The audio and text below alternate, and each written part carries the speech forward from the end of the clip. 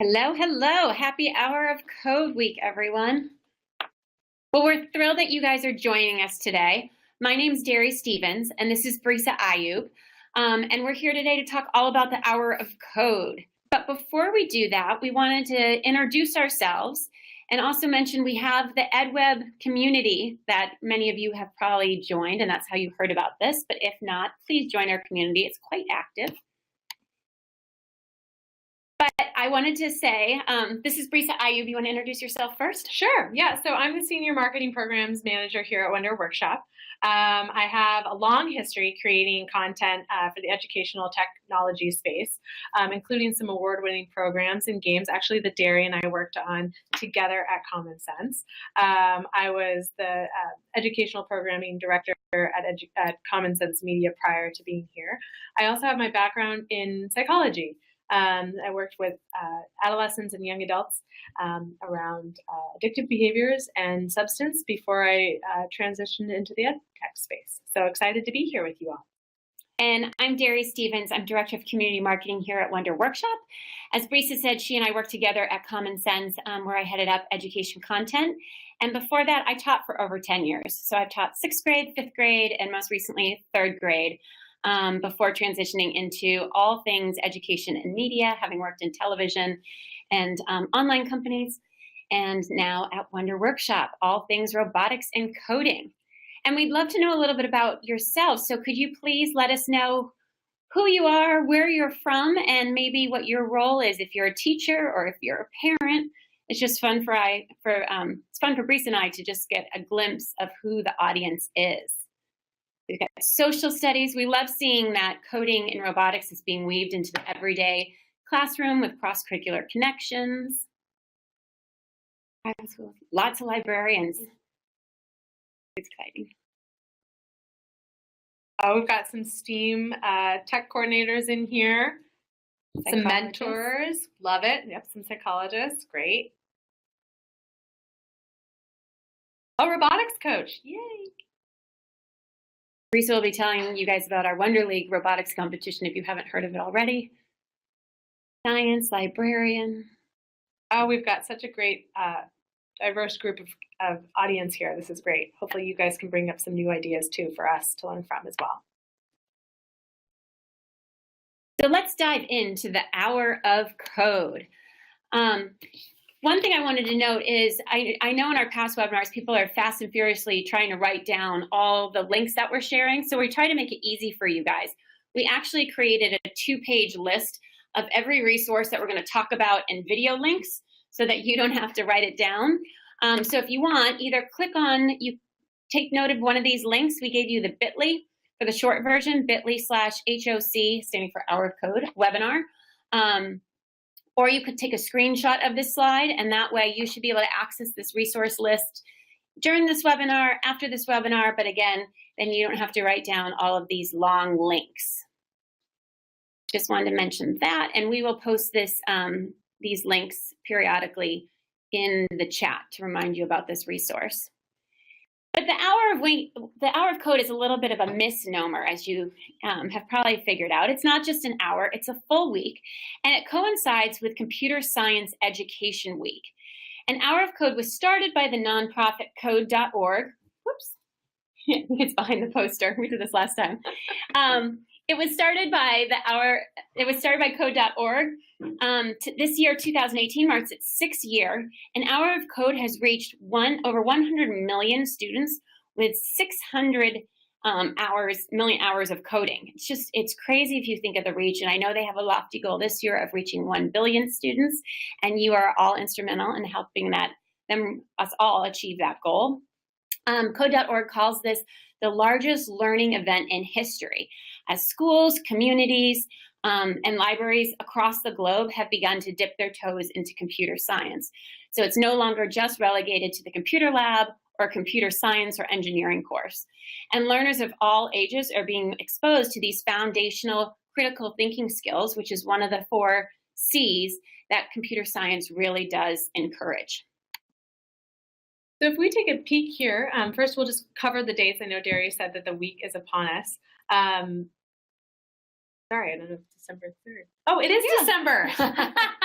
It is December 3rd through the 9th. You can see where my mind is at. I'm already in the new year. And so again, the ask is just taking 1 hour of code. We often see a lot of educators diving into a whole week long full of materials and resources. They often do a whole school-wide initiative versus just that 1 hour, but that's the ask. I think everyone can do just 1 hour. And of course, there's tons and tons of benefits that we'll go over and look into a little bit further. But take a peek at this infographic that we have up here. So one status that really kind of got my attention was 71% of all new jobs are actually in computing when it comes to STEM-related jobs. So the need is there, right? Students are very interested. You can actually see through here, the parents are also really interested in getting their kids learning about these materials and these skill set. The workforce demands it. We're both in this space here in Silicon Valley, and we tell you right now, having that type of background is essential. It's really helpful, and it also gives you a different skill set that can surpass into different areas, not just within technology or computing. There's also, we need to solve for some of this diversity that's coming forth in this new technology age. And also the hour of code can be that first great step, can get people excited, can get them interested in what this could actually look like for them. So let's go to the next video.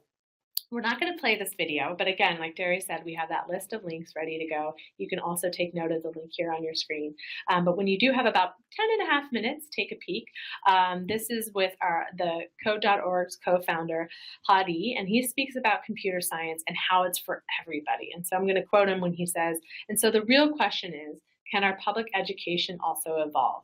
In this day and age where we have the software and the internet causing the greatest transformation in our society, changing the fabric of every single job and every single industry, what can our schools do to keep up? And I think this really highlights the reason why him and his brother actually started Code.org, is to help schools, parents, and communities answer that question.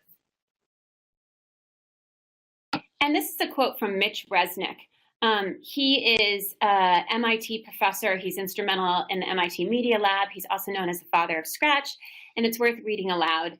Very few people grow up to be professional writers, but we teach everyone to write because it's a way of communicating with others, of organizing your thoughts and expressing your ideas. I think the reasons for learning to code are the same as the reasons for learning to write. When we learn to write, we are learning how to organize, express, and share ideas. When we learn to code, we are learning how to organize, express, and share ideas in new ways in a new medium. And I think, he was a student of Seymour Papert, father of Logo. Both researchers underscore that this idea of having computational literacy needs to be part of our daily lives. It's no longer just an add-on, that these literacy skills that are based in computational thinking need to be introduced at a really young age, that coding really is the new literacy. You'll hear that a lot. We can't wait for students to reach high school anymore. And if our students are not code literate, they won't be able to fully participate in today's digital world. And when you think about it, we don't want to limit our kids to just being consumers of media, to constantly being on their phones or their devices. We want them to be engaging contributors and part of online communities and active creators in our digital society. And then if you joined us for webinars before, you might have seen this image.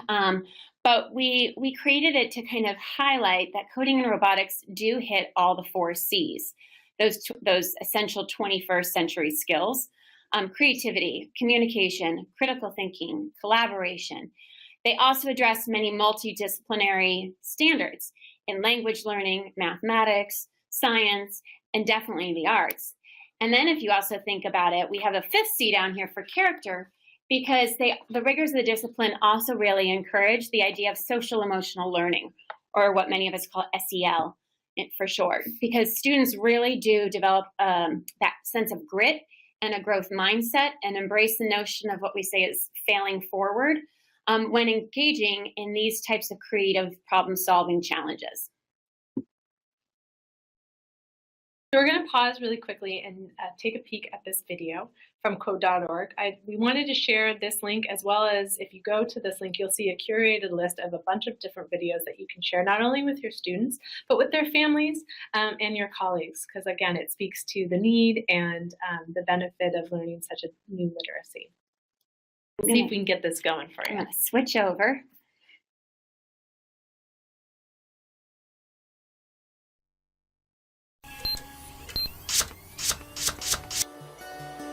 So what grade are you in? Second, 10th grade? first grade. I was in 8th grade when I learned to program. I got my first computer when I was in 6th grade. What gets me excited is being able to fix people's problems. You can express yourself, you can build things from an idea. Computer science is the basis for a lot of the things that college students and professionals will do for the next 20 or 30 years. I like programming because I like helping people. I get the opportunity to build something that's going to make people's life easier. I think it's the closest thing we have to a superpower. Getting started is the most important part.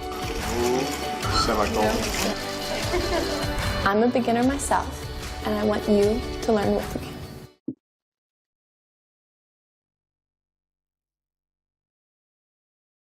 There we go.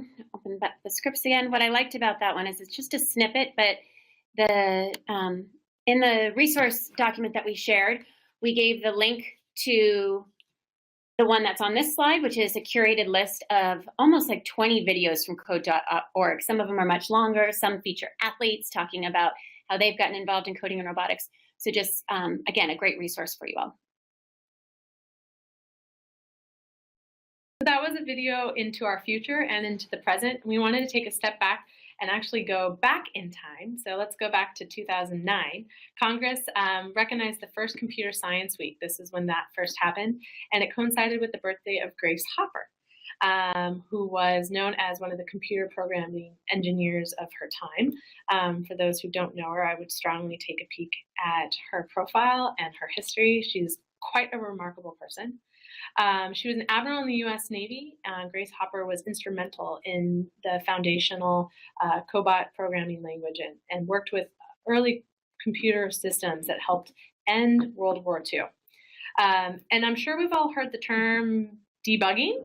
A little trivia for you. Grace actually coined the term computer bug back in 1947 after finding a moth, an actual bug, an actual moth stuck inside Harvard's Mark II computer. So she retired at age 79 as the oldest active duty commissioned officer in the service. So again, if you haven't taken a peek at her, I very much encourage you to do so. So we're going to, again, take another quick peek at this video. There's two videos here. We're not going to watch the one on Letterman, but we would love for you to take a peek. It's entertaining. It's very entertaining. She is a spitfire. But we're going to play this other one here. It'll give you a quick snapshot of her life and her history.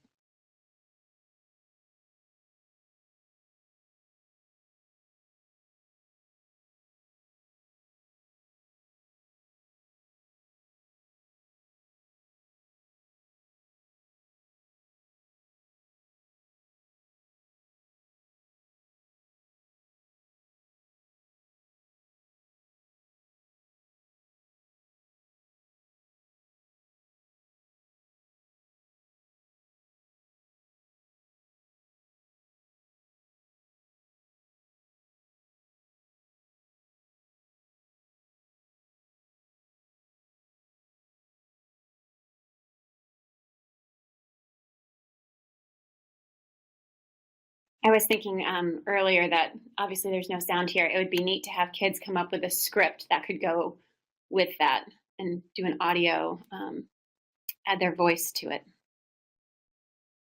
Okay, playing back up the slides. So we wanted to point out all the resources that you might need to become, as you probably already are, an advocate for computer science.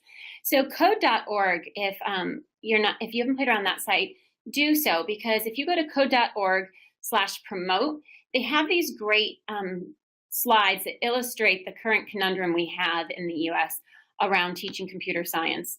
I'm just going to read some of the stats here, but this is an example of what their slides actually look like. 90% of parents want their kids to learn computer science, but only 35% of high schools actually teach it.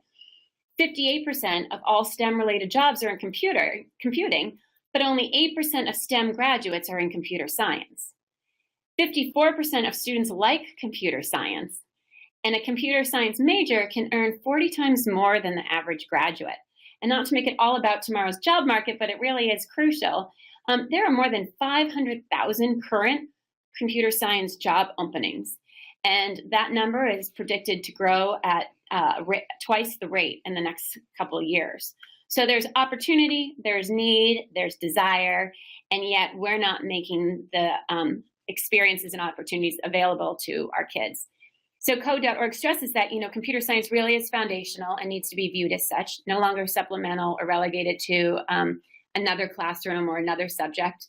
That, there is this demand in the current and future job markets that we should take advantage of. That jobs really have promise of high earning potentials. And again, it doesn't have to be just in the fields of engineering. We're seeing a lot of this in the fields of design or media or even teaching today.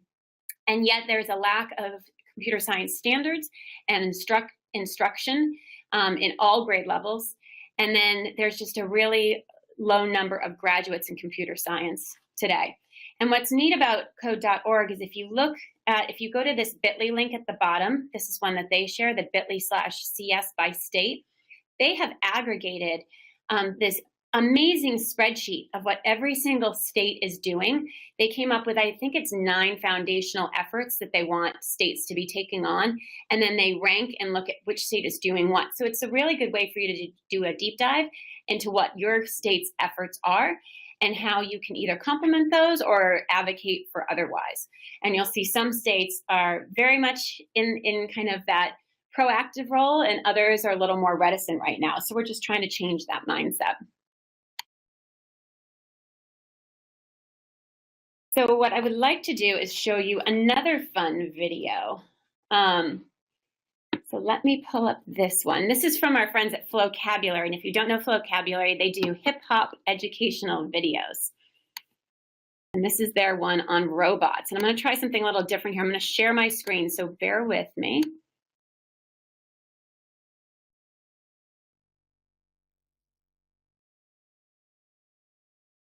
Hopefully you see the robots big. Someone asked me, what is a robot? I answered, I am not programmed to respond. A machine controlled by computers is a robot. Do they all look human? I suppose not. All you gotta do is turn them on, and they do the work while you're gone. A machine controlled by computers is a robot. Do they all look human? I suppose not. All you gotta do is turn them on, and they do the work while you're gone. A robot's a machine a computer controls. The computer tells it what to do, where to go. When I say computer, I don't mean a laptop. It could be a chip inside a robot that's hot. What do they use to gather info? Sensors, like a little detector where the light enters. That little detector's like the robot's eyes, whether it's big or micro robot size, or a pressure sensor like a robot's hand. Cause it detects pressure, yes, a robot can. So the robot uses sensors to gather information. Those are inputs. It's amazing. The computers process the inputs. How? Well, people programmed it. No doubt. A person told the computer what to do with the input it gathers. That's true. Robots can't think for themselves. They can only do what they're programmed to do. Robots follow program commands. That might make a robot move its hand, or perform some action like blinking a light, or back it up and move it to the right. To do that, they have output devices like wheels or engines to bring them to life. Yeah, controlled by computers is a robot. Do they all look human? I suppose not. All you gotta do is turn them on, and they do the work while you're gone. A machine controlled by computers is a robot. Do they all look human? I suppose not. All you gotta do is turn them on, and they do the work while you're gone. We see robots today in automatic doors, vending machines and ATMs, of course. A vacuum cleaner that runs around the floor and sucks up dirt's a robot for sure. Robots are good at tasks that are repetitive, doing the same thing again and again. You better get a robot if a task is the same. They'll do it 2 million times, they won't complain. Like assembling machinery in a factory, well, it seems to me robots will do it easily. Robots need fewer breaks, make fewer mistakes. Robots can be speedy and move with haste. Robots can go where humans don't dare to be, like Caribou, who can dive deep under the sea, and Curiosity, who's up on Mars. Robots get us closer to the stars, plus they perform dangerous tasks, like defusing a bomb before the blast. Some new robots can jump and run, and some robots are just here for fun. Robots aren't perfect, they don't last forever. Curiosity will be beaten by the weather, but the field of robotics continues to grow. What do you think that the future will hold? Robots, it's clear there's gonna be robots. Everywhere you look, there'll be robots. Robots, robots, and it'll be awesome. Robots, it's clear there's gonna be robots. Everywhere you look, there'll be robots. Robots, robots, and it'll be awesome. So that is from our friends at Flo Vocabulary. You'll now have that stuck in your head for the next 72 hours. You're welcome.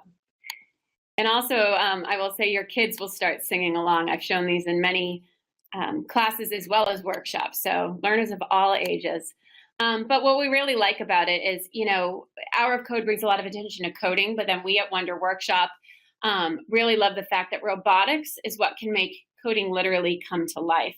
It's tangible, it's concrete, it gives kids that hands-on application that is instrumental in learning.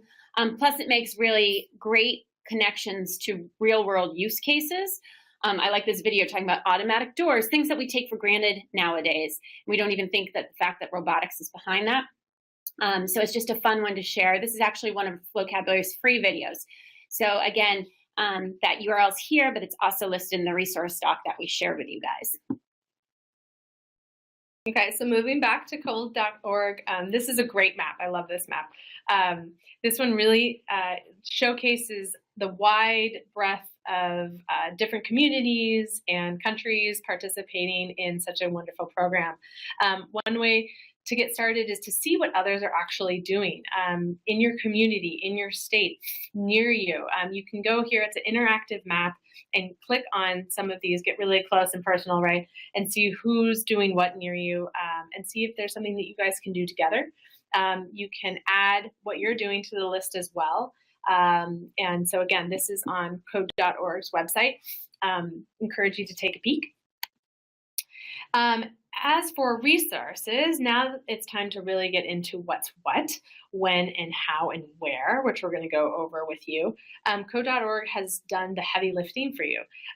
They have curated a lot of different resources from hundreds of different partners, including Scratch, Khan Academy, and of course us here at Wonder Workshop. You simply go to hourofcode.com /us and click on activities. So you can see that there on that screenshot. It's in the top nav. And then you can also change the page that you're viewing to 50 different languages. So they are ready for global domination here. The resources range from anything from unplugged, so you don't even have to have technology to participate in these different activities, to coding, to robotics, to the subject that's aligned so that you can choose your subject that you want and filter it out that way. You can also find exactly what's best for you and your students with that filter. There's very, very minimal prep to any of these experiences, and really no experience is necessary. If this is your first time, this is the perfect time to get involved. So 2 years ago, Code.org actually added the suite of robotics and circuits. And so you kind of have to look on the page to find it, but if you look down on this screenshot, you first go to the activities page, and then you'll see the robotics material. In order to find the robotics materials, you need to click on that robotics and circuit which is that blue-green image on the left-hand column. It kind of looks like an ad, but it's actually the way in which you'll get to those resources. That's where you'll find all of our new offerings, and there's about 50 pages of online and offline activities in there. And we have 6 Winter Wonderland activity packets that you can utilize, as well as our activities from the previous years. So let's dive into what are some ideas that you can really consider for this week. So first, consider when you might want to engage kids during the school day. You could, for instance, lead an assembly to kick off the week, bringing to kids' consciousness and your colleagues, like, this is Computer Science Education Week. We are doing it in honor of Grace Hopper. It's Hour of Code. We have, hundreds of millions of kids around the globe participating. We're trying to get to 1 billion reached. So an assembly could be a really fun way to kick off the week. You could even have students lead the assembly for you. You might want to choose an hour as a class, or maybe there's a designated hour on a certain day that school-wide everybody's going to be participating in coding and robotics activities. That might be a way to show your commitment. You might want to make it a week-long effort, and maybe there's an hour each morning. So elementary school classrooms could do it during their morning circle time, or maybe there's a lunch hour that you could use to do an activity every lunch period this week. But there's many different ways that you can slowly roll this in during this Hour of Code. You could also host a coding or robotic themed lunch. We recently published a blog article on all different ways to do Winter Wonderland activities with the robots. And there's even a fun one where you take juice boxes and pudding cups and actually build a robot out of some snack items. You could also create a buddy event with another classroom. So I know when I taught 3rd grade, we had 1st grade buddies, and it was a great way to empower the 3rd graders and be mentors to the 1st graders. The 1st graders loved it. And there are, again, many activities that the kids could do in pairs or in small collaborative groups. If you're participating during the school day, then you need to think about the what. What could you do? Is it a teacher-led lesson? There are many of those on the Hour of Code website. We have some from last year. So they're complete lesson plans that you can take and use. You can follow to the letter. You can tweak them and mix them up a little bit. But there's a lot of good stuff there just to take the time to dig through. You might want to just do a student or a group-driven activity. So maybe you're going to create stations and have kids go through individually or in pairs, or again in small groups, to encourage voice and choice about which things they want to do or spend more time on. There are ways that you might want to use these activities to encourage peer-to-peer learning. Are there ways to kind of pair up kids who are very tech savvy with those who are less so, or again, between different grade levels? You think about which videos might grab kids' attention. We shared the link to the Codeorg landing page with about 20 different videos. You could use one a day to kick off conversations or inspire kids to create their own videos about the need for computer science and their desire to learn more. If you're looking to do a school-wide community event, we know as teachers that you guys are constantly asked to do more and more and more. So what we're trying to do is make it easy to integrate and weave computer science into what you're already doing and make those concrete connections. So it's not just one new or extra thing. But one suggestion is to really involve your school-wide community, to show them that you are making this effort to bring computer science into the classrooms. You might want to send home some of the activity ideas for families to do together. And then when the kids come back the next day, encourage them to share out what their families did. Remember, most of us that are teaching, well, I guess I'm aging myself, but a lot of us that are teaching or are parents, we didn't grow up with this technology that as it is today on a daily basis. So we tend to be de facto gatekeepers.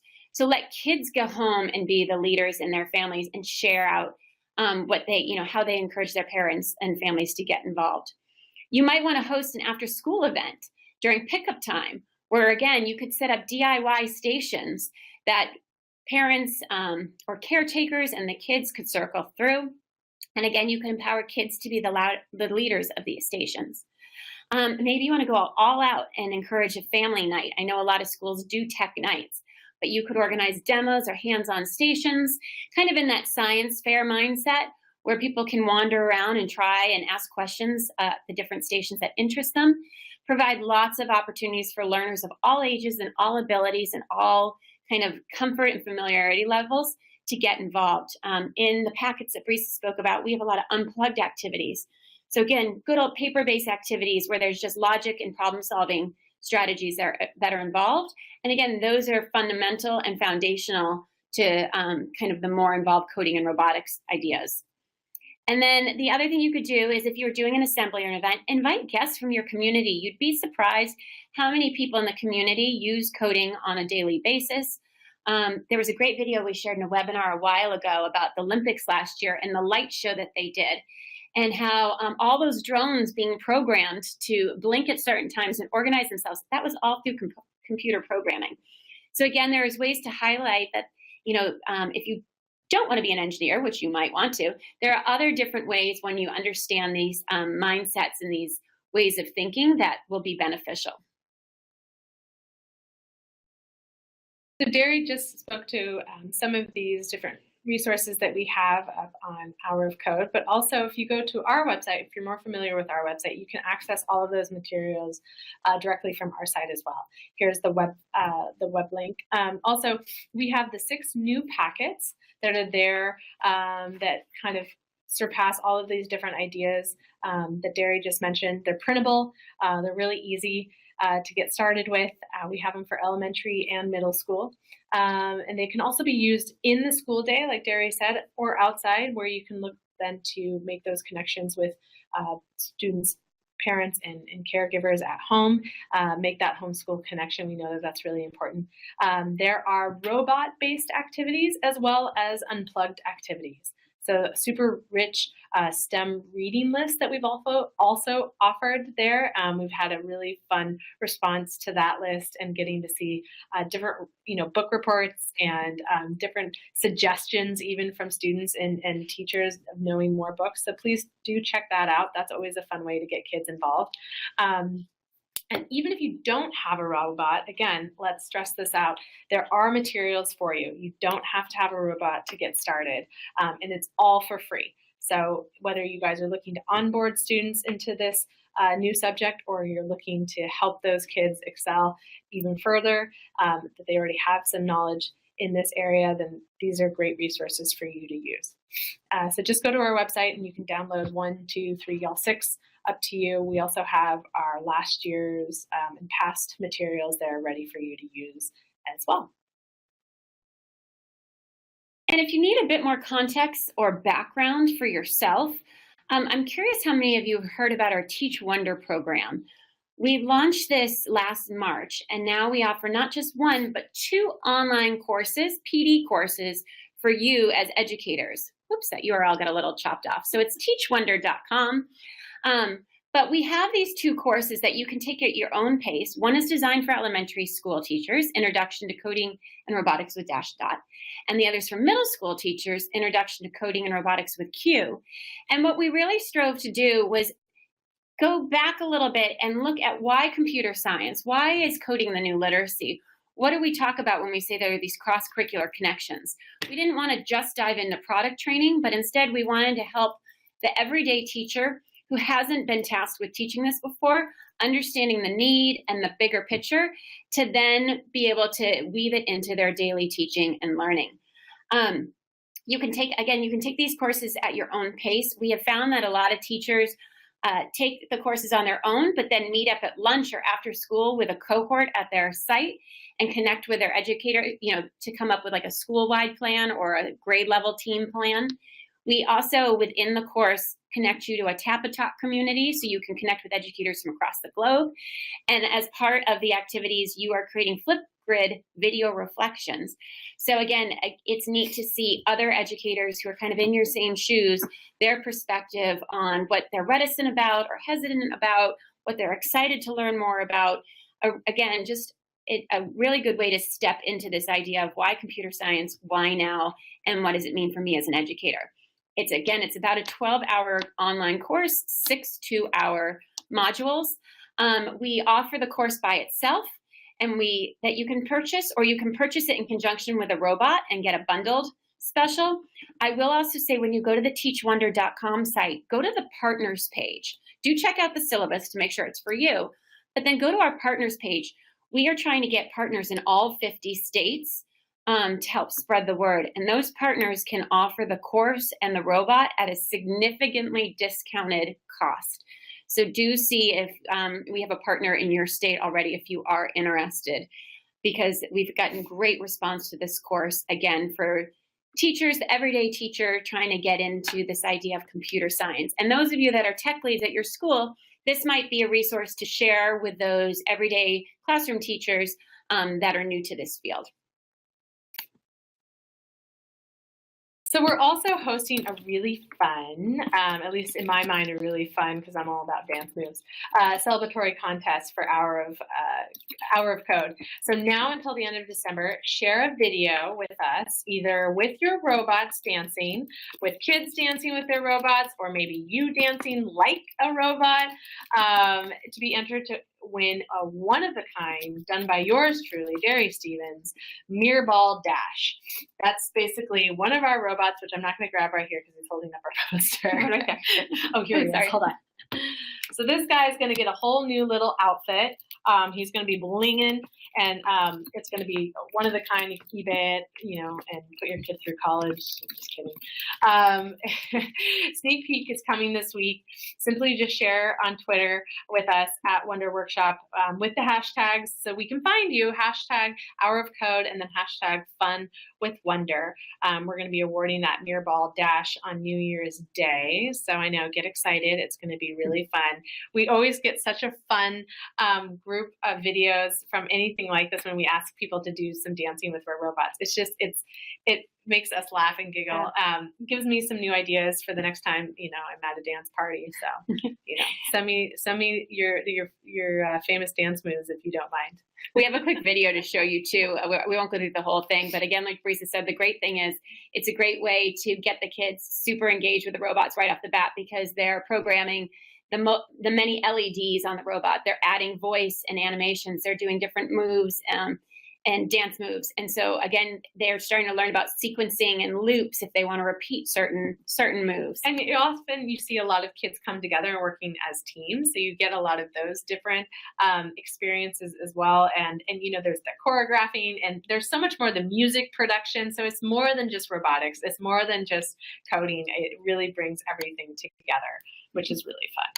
Here, this is from our educator, Terry Willis.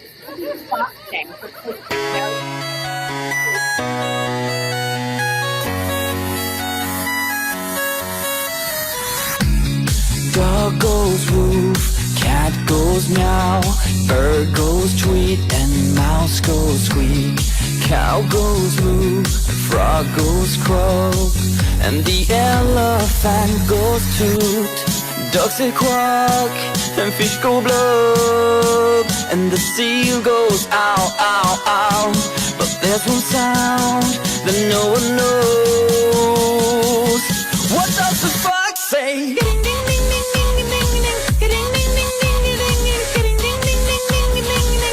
What the fox say?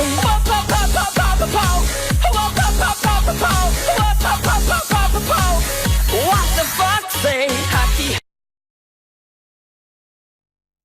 I'm going to stop it there. We shared that link if you want to watch the full one from Valley Preparatory School, but it is great. You can see excitement. That was kind of a viral song from a couple years ago, but she has the kids actually storyboard out what the different scenes are going to do, you know, for each part of the song, what the robots are going to be moving for each scene. And then she actually has the kids do videos reflecting on their music video making process. So it's just a really fun activity to do. So if you guys are also looking for other ways to onboard your kids into robotics and coding, one program that we have in its 4th year, and it's beloved by educators and parents and kids worldwide, is what we call our Wonder League Robotics Competition. You can see the link here. I very much encourage you to go take a peek. It's not too late. You can still register. We have registration open till the end of this year, December 31st, 2008.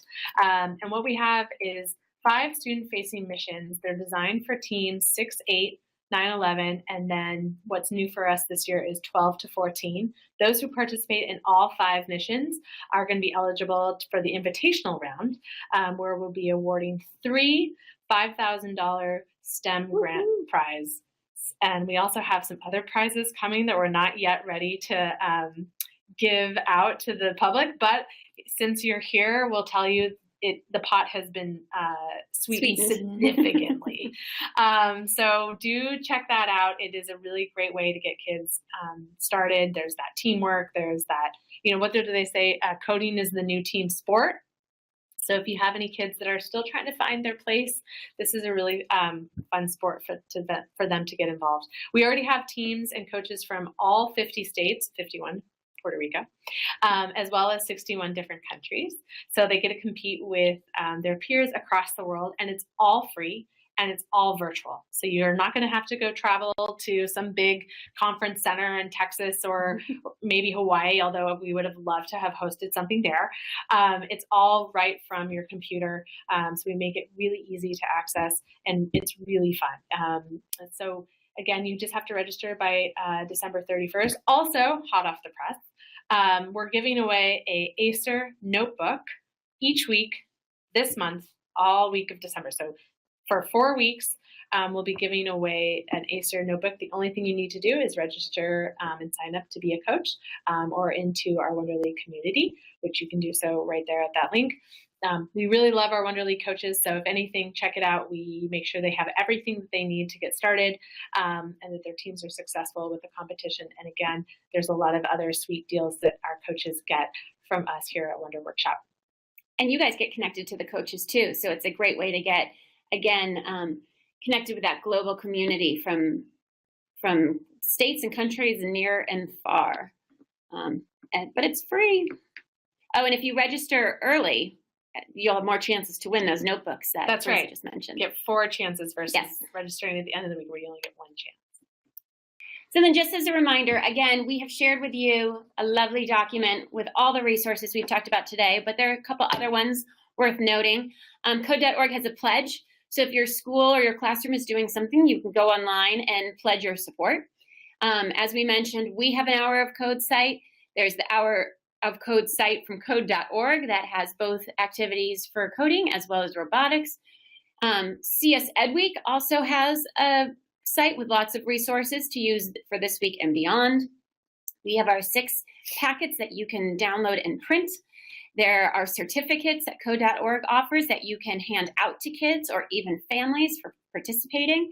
And then the poster here of Mark Zuckerberg, they actually have a bunch of different posters that you could print out or again send home or use with some of your materials this week or on your school website. So again, just ways to elevate the conversation, to make people even aware that this is going on and that you guys are thinking about participating, no matter how little or how much. And what I really like, Hadi's name got cut off here. So Hadi Partovi is one of the co-founders of Code.org, who started Hour of Code. And I love this quote from him because he says, so then there's the question of what happens after the Hour of Code, because 1 hour doesn't teach that much. The Hour of Code really is a seed that is planted in classrooms in schools. Sometimes, you hear a little bit about like, oh, Hour of Code, is that enough? No, it's not enough. But as Hadi says, it's meant to be a seed. It's meant to start that conversation, get you thinking about it. We have the whole second half of the year coming fast and furious. So there are plenty of times that you can think about this idea of what we say, hashtag continue coding. So after the Hour of Code, what are some things you can do? And I just wanted to share, us at Wonder Workshop, from a marketing perspective, we have an editorial calendar and we think about blog articles and everything else that we can tie to different events. So I just pulled these from our calendar to show that there are a lot of things that go on many months. So November, I don't know how many of you knew that there was a STEM Day. There's a National Entrepreneurs Day that just passed. This month, we have Hour of Code and CS Education Week. It's also National Computer Science Month. January coming up, we've got International Lego Day, the 100th day of school, one of my favorites. February is National Inventors Day, Engineering Week, Black History Month. March, you have Women's Day, the whole month devoted to women's history. Pi Day is a fun one to tie into computer science. April, you get to National Inventors Month, so a lot you can do with design thinking. So again, there's just ways to kind of keep these habits of mind or these mindsets active amongst your kids and growing within your school community. Yes, Black History Month, that's another one you could note too that we can put up here. So any questions for us, please feel free to add them into the parking lot by clicking that question mark icon up there. We're going to be going through those here in a second once we get through this next slide. Let me pull up, let's see, the questions. So Nicolette said, what is the difference between coding and programming? So you actually will hear the terms used interchangeably.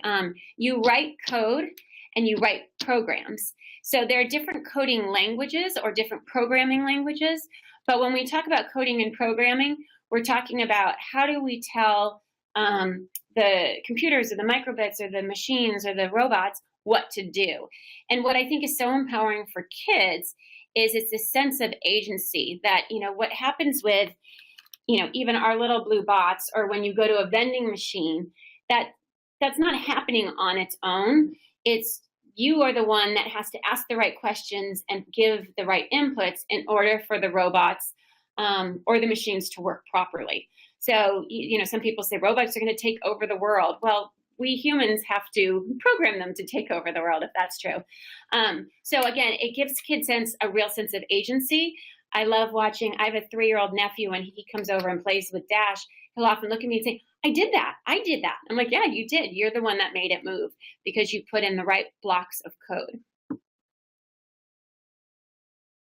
How do we go about it if we don't know how to code? Great question, Maria. I think the best thing to do is to, we created the online course to try to give people the big picture of the why. What is computer science? It's hard to define. Why do I need to teach it to kids these days? And how does it connect to what I'm already doing, my best practices in the classroom? I think being willing to ask a lot of questions and look online. There are tons of free resources out there and lots of great examples, whether it's in blogs or in videos, and emulate what you see others doing that works well. I think there's no effort that's too small. I think sometimes people hold back saying, like, I'm not an expert. I'm not the one that should be teaching this. We have what we call, I should have brought them in, we have challenge cards.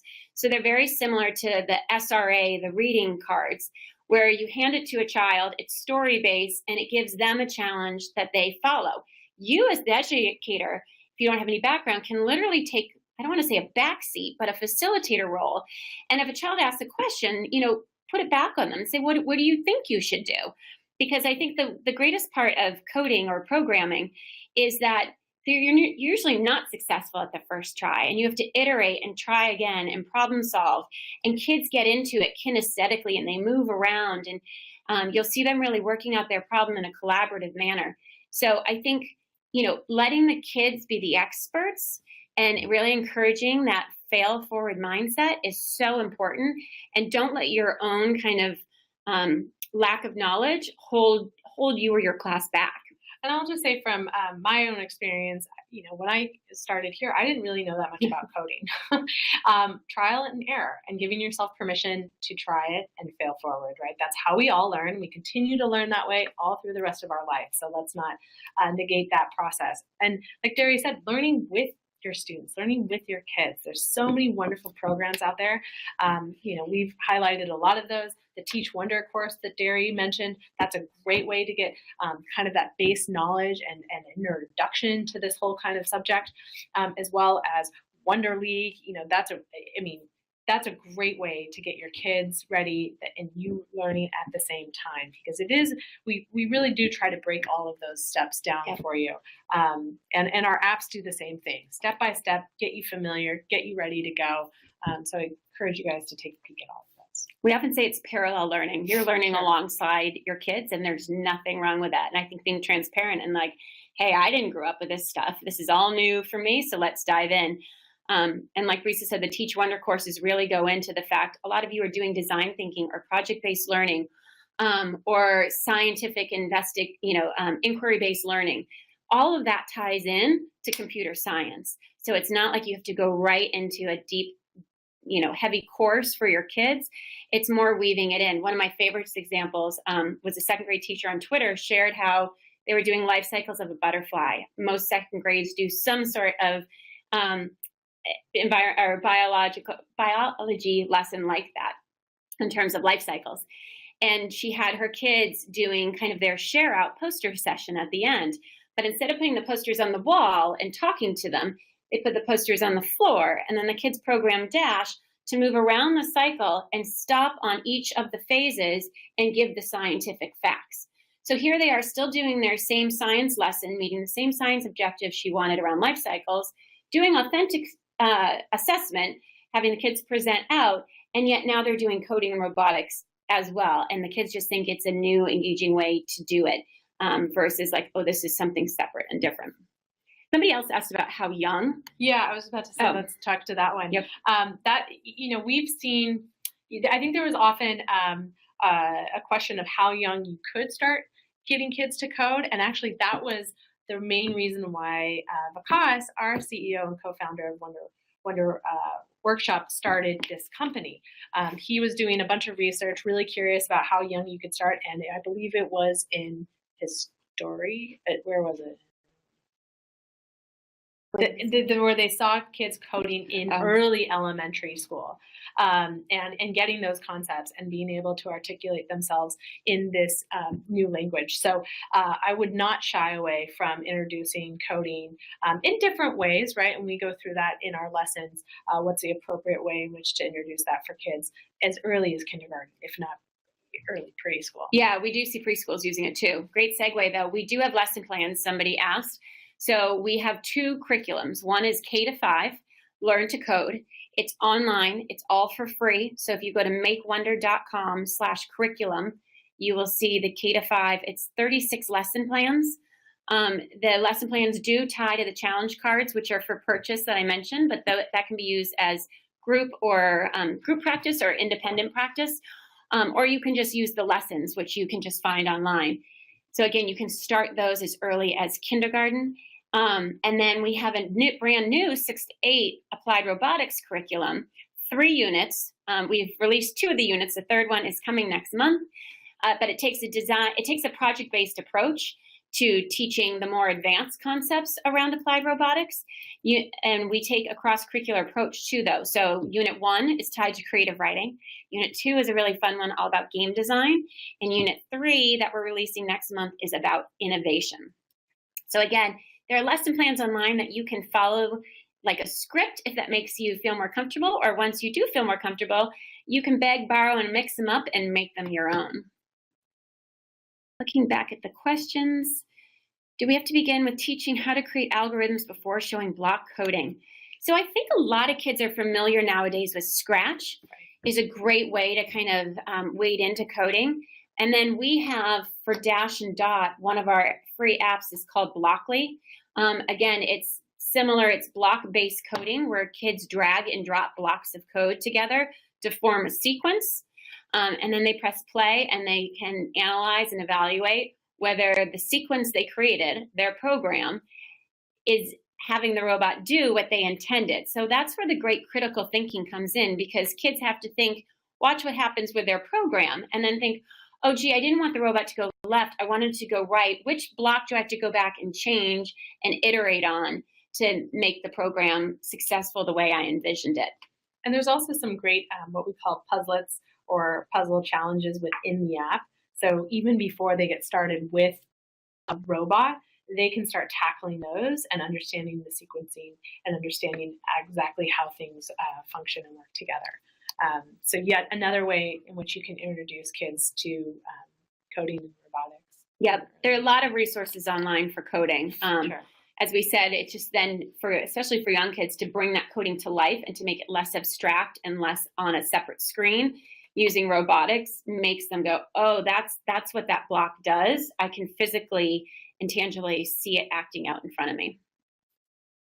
Going back to the questions. Can I learn to code from the course for elementary teachers or need to take another courses? Good question. So our Teach Wonder courses do not teach you how to code. It is more about the theory and the background and the research around computer science and how it is connected with your everyday teaching practices. So we get into the pedagogy and the methodology that you can use. It doesn't get into the actual deep dive into the concepts. So we talk about 6 fundamental coding concepts, sequences, events, loops, functions, variables.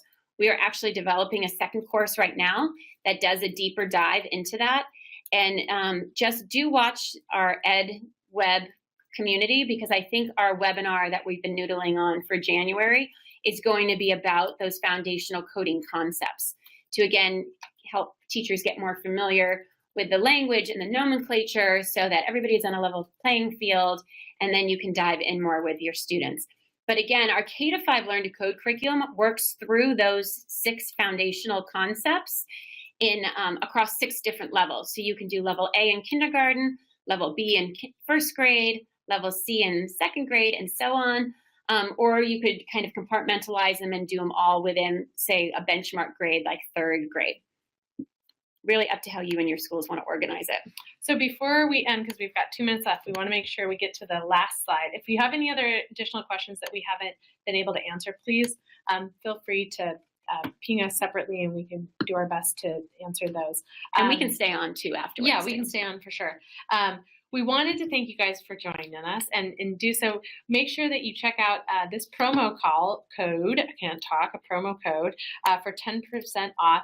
This is for all of our EdWeb users. They can use this for all of our Hour of Code specials, which we have up on our website. And you can find that at makewonder.com. We'll have a bunch of other specials going on this week as well into the end of this year. Be sure to join us on social. Let us know how things are going. I was seeing in the chat questions about the robotics competition, as well as the Dancing with the Robots competition. So we're really excited to see what you guys come up with, and happy to help or guide you in any shape or form that you see that you need. So let us know. We missing anything else, Derry? I don't think so. Happy Hour of Code Week. We're thrilled you joined us. We're hoping we gave you at least some digestible nuggets that you can take back to your classroom and your schools and try something this week. Again, it's a seed of an idea. So just try an hour or so and slowly build and bring your other colleagues on board. And I think you'll find kids are super engaged. And every time we do workshops with the robots, whether it's with educators or kids, and we say, okay, we're moving on, or it's time to wrap up, it's like this cacophony of don't take them back. So it's just, again, a really engaging way, which is what we all want to do when we're trying to create lifelong learners. And just remember, the first step is the first step. Take that step and then see where you go. Thank you, guys. Thank you. We'll stay on for a couple minutes, but feel free to ask us any other questions. No questions too small or too big. And don't forget about the resource list. I'm going to add, I realized I didn't add the reading list here too, but it's on our blog. Thank you guys all. So fun seeing where people are from. It is. Any other questions up there?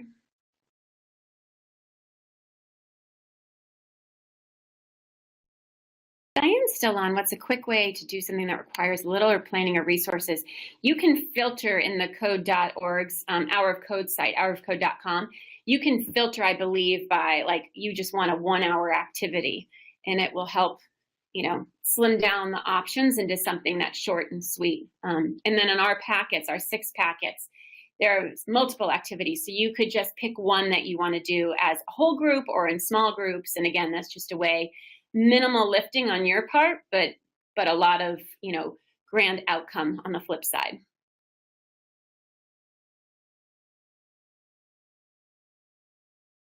Any other questions? I'm right up to the hour, and I'm at 4% on my computer, so this is great. Thought it was going to die during the presentation. Oh, thank you, Edward, for sharing the blog. Certification exams, good question. So our 2 Teach Wonder courses, you do get a certificate for seat time though.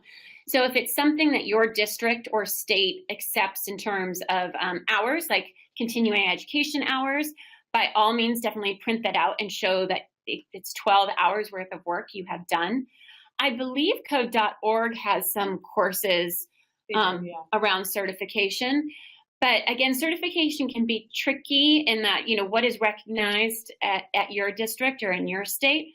So do a little bit of due diligence. if you're trying to kind of not only do it because you're interested, but to get some sort of recognition for it. I just know, having taught in 3 different states, that every state differs in terms of what they deem as acceptable professional development. But then, of course, there are all different kind of courses you can take and get badges that you can add to your email signature, your professional portfolio, your LinkedIn profile. Not for people. Oh, for students. Oh, Is Codeorg I don't think it was a certification. I know in our Wonder League, we do different levels of certificates that we offer. It's nothing formal.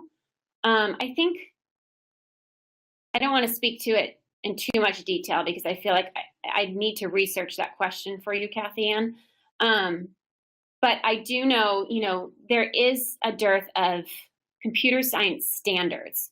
So some of the problems are that some states have started adopting them, and you can see them in that bit.ly we shared with Code.org, the state-by-state view. And some states have them and therefore might have state-approved programs that are more certified along with those standards.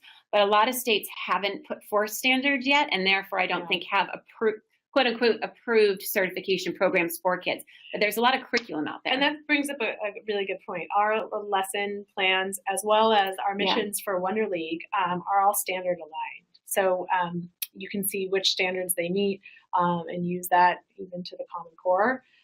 We try to ensure that this doesn't become an added or extra piece that you have to add on to your everyday teaching, that this is something you can actually incorporate right now into your classroom. Yeah, so we tie to Common Core, CSTA, which is the Computer Science Teaching Association, ISTE, for the middle school, NGSS. I'm forgetting one. I know there's one. Lots of standards to tie to. Texas, we tie to TEKS, just so you know. So again, ways to kind of double dip in terms of what you're teaching and how you're teaching it. Any other questions? Thank you, Kathy Ann. Hope you're staying warm in New York.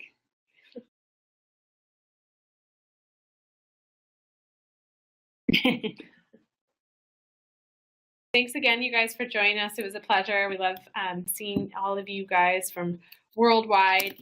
And of course, do let us know if there's any other ideas in terms of webinars. We're always, we've got a long laundry list of things that we want to hit, but always curious to hear from our users what you guys have curiosity and a desire to learn more about.